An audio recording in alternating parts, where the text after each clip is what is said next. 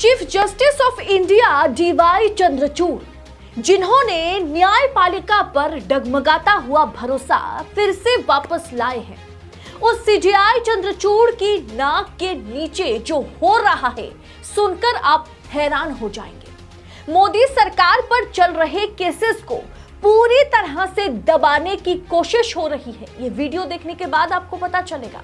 मोदी सरकार के खिलाफ मुखर होकर बोलने वाले जजों के हाथ से केसेस जो है दूसरे जजों को ट्रांसफर किया जा रहा है, केसेस ट्रांसफर हो रहे हैं। दोस्तों, 2024 चुनाव से पहले सुप्रीम कोर्ट में बड़ा कुछ खेल चल रहा है और ये दावा मैं नहीं, खुद सुप्रीम कोर्ट के वरिष्ठ जज, जिनका स्थान एक तरह से चंद्रचूड़ के बिल्कुल बाद है, दूसरे नंबर पर जो है जस्टिस संजय किशन कौल ने यह खुलासा किया है। और इस पर दुष्यंत दबे, जो कि सुप्रीम कोर्ट के वरिष्ठ वकील हैं, जिन्होंने भी इस मुद्दे को लेकर के सीजेआई को ओपन लेटर लिखा है। बताएंगे आपको कि सुप्रीम कोर्ट में क्या कुछ बड़ा चल रहा है, तो वीडियो को अंत तक देखिएगा बिना स्किप करें। नमस्कार, स्वागत है आप सभी का देश नीति पर।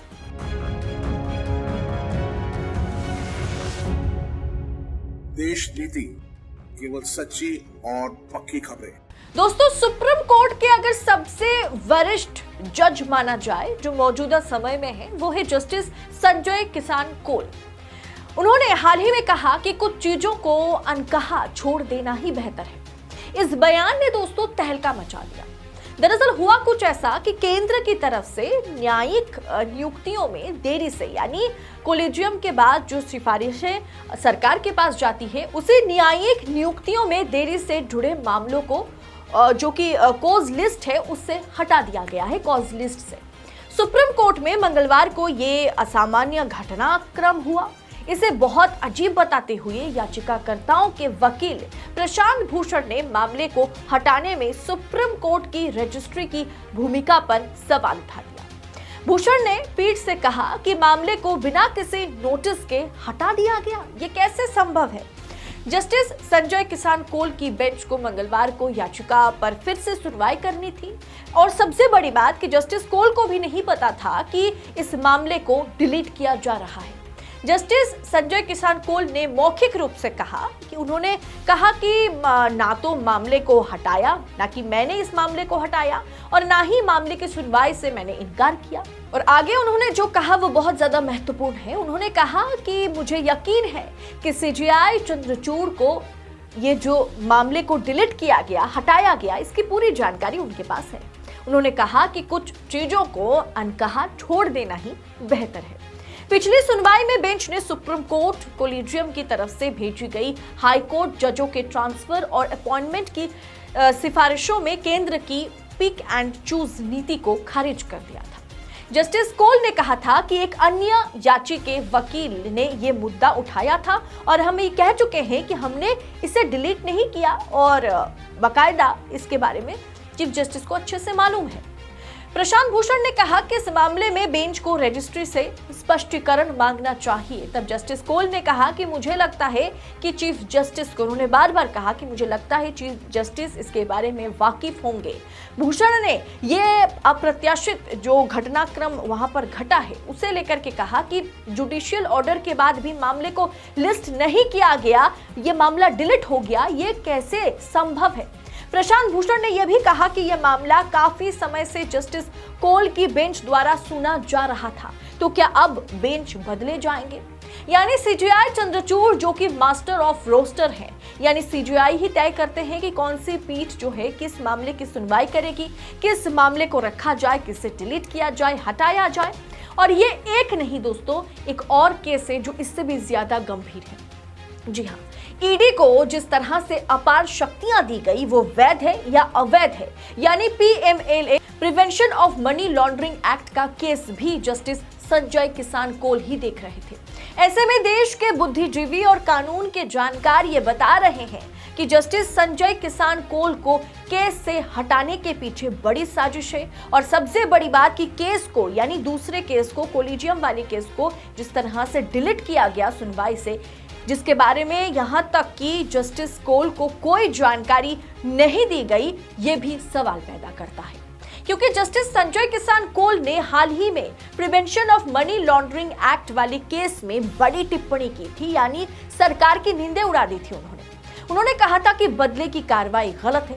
ईडी की पारदर्शिता पर उन्होंने सवाल उठाया। उन्होंने सरकार से कहा था कि सीआरपीसी से हटके पीएमएलए के लिए अलग कानून लाना, ऐसा स्वीपिंग पावर जो है किसी को कैसे दिया जा सकता है, और पीएमएलए वैध है या नहीं, इस पर कोर्ट में कार्रवाई चल रही थी। जिस दिन इस तरह की टिप्पणियां जस्टिस संजय किसान कौल करते हैं, दूसरे ही दिन 3 जजों की पीठ को डिसॉल्व कर दिया जाता है। जस्टिस कौल कहते हैं कि बहुत ही भारी मन से इस पीठ को मैं भंग कर रहा हूं। अगले महीने मैं रिटायर हो रहा हूं, तो इस केस को किसी अन्य पीठ को ट्रांसफर किया जाएगा।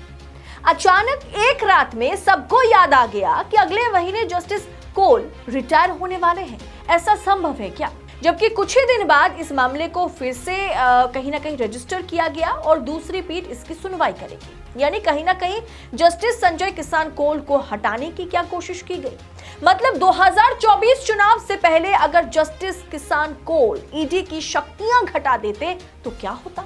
इसीलिए इस केस को दूसरी बेंच के पास भेज दिया गया क्या रातों रात? ये सवाल उठ रहा था। वहीं दूसरा मामला देख लीजिए कि नियुक्तियों में जिस तरह से देरी हो रही थी, यानी कोलेजियम का मामला, वो भी जस्टिस संजय किसान कौल देख रहे थे और उन्हें बिना बताए इस केस को सुनवाई की लिस्टिंग से डिलीट कर दी जाती है। पूरी तरह से इसे डिलीट कर दिया गया।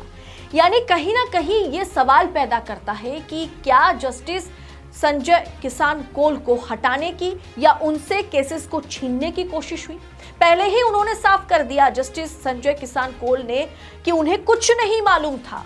इसीलिए उन्होंने कहा कि कुछ चीजें ना कही जाए तो बेहतर है। और मुझे बहुत अच्छे से मालूम है कि संजय किसान कौल ने कहा कि मुझे बहुत अच्छे से मालूम है कि सीजेआई चंद्रचूड़ को इसके बारे में अच्छी खासी जानकारी होगी।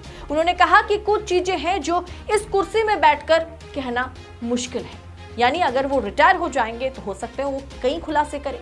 तो क्या कोलेजियम का जो केस था जिसमें संजय किसान कौल ने कहा था कि अगर केंद्र सरकार जजों की नियुक्तियों में इतना देरी करती है तो सुप्रीम कोर्ट कोई बड़ा फैसला लेने पर मजबूर होगा, इस तरह की टिप्पणियां जस्टिस किसान कौल लगातार करते रहे। अब इस केस को अचानक से डिलीट करना सुनवाई से और जस्टिस किसान कौल को पता तक नहीं चला, ये मामला काफी गंभीर बन जाता है।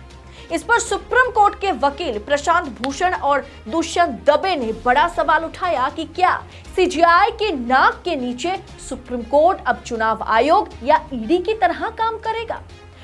सोशल मीडिया पर सवाल उठ रहे हैं दोस्तों। लोग सवाल पूछ रहे हैं डीवाई चंद्रचूड़ से कि सीजेआई डीवाई चंद्रचूड़ ने पिछले 1 साल में जो भरोसा जीता था, लगता है कि वो अब हवाई हो गया है। जस्टिस संजय किसान कौल की बेंच से सरकार के खिलाफ जो मुकदमे चल रहे थे उसे रातों रात हटा दिया गया और जस्टिस कौल को मालूम तक नहीं। क्या सुप्रीम कोर्ट भी अब नहीं बचा? ये एक महत्वपूर्ण सवाल है दोस्तों। क्या 2024 चुनाव से पहले कहीं ना कहीं सरकार सुप्रीम कोर्ट पर दबाव बनाने की कोशिश कर रही है, जिसके चलते आगे हमने देखा कि जो निष्पक्ष जजेस हैं, जो मुखर होकर सरकार के ऊपर भी टिप्पणियां करने से कहीं ना कहीं खुद को रोकते नहीं हैं, उन पर इस तरह की कार्रवाई हो रही है। उनकी जो बेंच है उसे डिसॉल्व किया जा रहा है, केसेस को दूसरे जजों के पास ट्रांसफर किया जा रहा है और केस को, जिस केस पर वो कड़ी टिप्पणी करते हुए नजर आ रहे थे, वैसे केसेस को सुनवाई की लिस्टिंग से डिलीट किया जा रहा है और जज को मालूम तक नहीं चल रहा। इसके पीछे कौन बड़ा खेला कर रहा है? आपको क्या लगता है? आप अपनी राय कमेंट कर हमारे साथ जरूर शेयर कीजिएगा। देश नीति आप तक ऐसी खबरें पूरी पड़ताल के साथ पहुंचा सके, इसके लिए हमें आपकी सहयोगिता की, आपकी सपोर्ट की सबसे ज्यादा जरूरत है। दोस्तों, देश नीति के साथ बने रहे, तभी हम आजाद मीडिया को बुलंद तरीके से आप तक पहुंचा सकेंगे, ऐसी खबरें पहुंचा सकेंगे और हो सके तो वीडियो के अंत में थैंक्स ऑप्शन का दोस्तों इस्तेमाल जरूर करें। बहुत बहुत शुक्रिया। जय हिंद, जय भारत।